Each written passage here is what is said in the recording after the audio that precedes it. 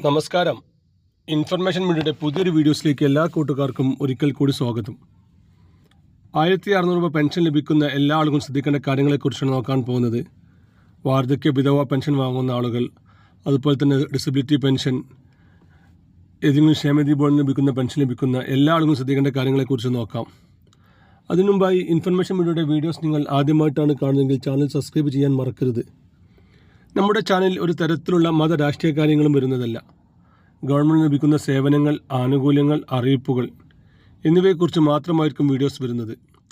ശ്രദ്ധിക്കുക, ഒരുപാട് ആളുകൾ പഴയ വീഡിയോസുകൾ കണ്ട് ആനുകൂല്യങ്ങൾ ഇപ്പോൾ നിലവിലില്ല, ഞങ്ങൾ അറിഞ്ഞില്ല, അങ്ങനെ പല കാര്യങ്ങളും കമൻറ്റ് ബോക്സിൽ ചോദിക്കാനും പറയാറുമുണ്ട്. അങ്ങനെയുള്ള ആളുകൾ പ്രത്യേകം ശ്രദ്ധിക്കുക. ഗവൺമെൻറ് സേവനങ്ങളിൽ എപ്പോൾ വേണമെങ്കിലും പുതിയ മാറ്റങ്ങൾ വരാം. ഏറ്റവും പുതിയ അറിയിപ്പ് ലഭിക്കാൻ ചാനൽ സബ്സ്ക്രൈബ് ചെയ്ത് തൊട്ടടുത്തുള്ള ബെല്ലൈക്കൻ കൂടി ക്ലിക്ക് ചെയ്യുക. ഗവൺമെൻറ് സേവനങ്ങൾ ലഭിക്കുന്ന മുറക്കാണ് നമ്മൾ അറിയിപ്പുകൾ നൽകുന്നത്. അത് മാറിക്കഴിഞ്ഞാൽ പുതിയ അറിയിപ്പുകൾ നമ്മുടെ ചാനൽ നൽകുന്നതാണ്. പെട്ടെന്ന് തന്നെ നിങ്ങൾക്ക് നോട്ടിഫിക്കേഷനും അറിയിപ്പുകൾ ലഭിക്കാൻ തൊട്ടടുത്തുള്ള ബെല്ലൈക്കൻ കൂടി ക്ലിക്ക് ചെയ്ത് ചാനൽ സബ്സ്ക്രൈബ് ചെയ്യുക.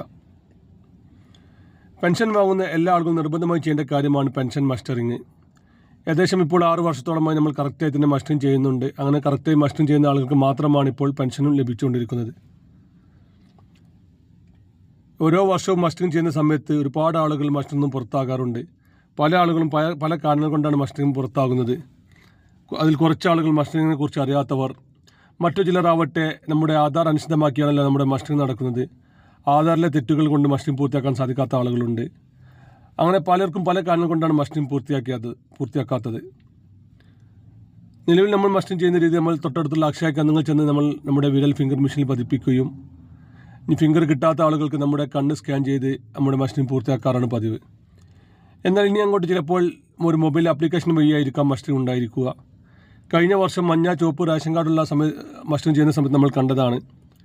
ഒരു മൊബൈൽ ആപ്ലിക്കേഷൻ വഴി നമ്മുടെ അത് ഓണാക്കുകയും നമ്മുടെ ആധാർ നമ്പർ അവിടെ എൻ്റർ ചെയ്ത് കൊടുത്തതിന് ശേഷം അതിലേക്ക് വരുന്ന OTPയും നമ്മുടെ മുഖവും സ്കാൻ ചെയ്ത് കഴിഞ്ഞാൽ നമുക്ക് മസ്റ്ററിങ് പൂർത്തിയാക്കാൻ സാധിച്ചിട്ടുണ്ടായിരുന്നു.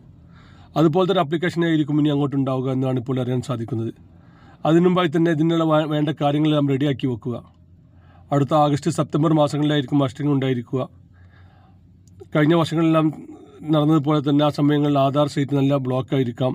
അതുപോലെ തന്നെ സ്കൂൾ അഡ്മിഷൻ, സ്കോളർഷിപ്പ് സംബന്ധമായിട്ട് കാര്യങ്ങളിൽ അക്ഷയ കേന്ദ്രങ്ങൾ നല്ല തിരക്കായിരിക്കും. ആ സമയങ്ങളിൽ നമുക്കിതെല്ലാം ശരിയാക്കി വെക്കാൻ സാധിക്കുകയില്ല. 1 മാസമായിരിക്കും മസ്റ്ററിങ്ങിൻ്റെ കാലാവധി സാധാരണ ഇതിലുണ്ടാവാറ്. അത് അപ്പോൾ ചെയ്തിട്ടില്ല എന്നുണ്ടെങ്കിൽ പിന്നീട് പെൻഷൻ മുടങ്ങുകയും ചെയ്യും. അതുകൊണ്ട് തന്നെ ഇപ്പോൾ തന്നെ നമ്മുടെ ആധാർ കാർഡ് റെഡിയാക്കി വെക്കുക എന്നുള്ളതാണ് നമ്മളിപ്പോൾ ചെയ്യേണ്ട കാര്യം. നമ്മുടെ ആധാർ കാർഡിലുള്ള എല്ലാ തെറ്റുകളും റെഡിയാക്കി വെക്കുക.